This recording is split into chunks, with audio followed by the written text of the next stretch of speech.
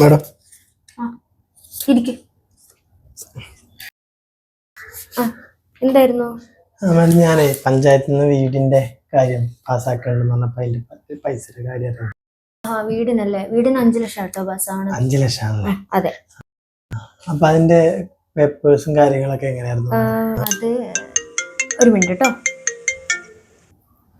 Hello. Bus സ്റ്റോപ്പിന്റെ അല്ലേ? Bus സ്റ്റോപ്പിന് വേണ്ടിട്ട് 25 ലക്ഷം പാസ്സാക്കിയിട്ടുണ്ടല്ലോ. Message വന്നിട്ടുണ്ടോ? ഒന്ന് നോക്കിക്കേ. കുറച്ച് തിരക്കാ, പിന്നെ വിളിക്കാം കേട്ടോ. ഓക്കെ. താനെന്തായിരുന്നു പറഞ്ഞു തന്നെ? അല്ല മാഡം, ബസ് സ്റ്റോപ്പിന് 25 ലക്ഷമാണോ? ബസ് സ്റ്റോപ്പിന് 25 ലക്ഷം പാസ്സാവും. വീടിന് 5 ലക്ഷം ആണല്ലേ? താനേ വീടിന്റെ കാര്യല്ലേ പറഞ്ഞ? അല്ല എനിക്ക് ബസ് സ്റ്റോപ്പ് മതി മാഡം. ബസ് സ്റ്റോപ്പാ?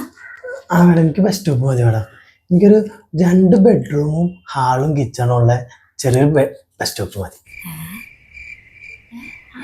അങ്ങനെയൊക്കെ പറഞ്ഞു. അല്ല അത് മതി മാഡം, എനിക്ക് ബസ് സ്റ്റോപ്പ് മതി.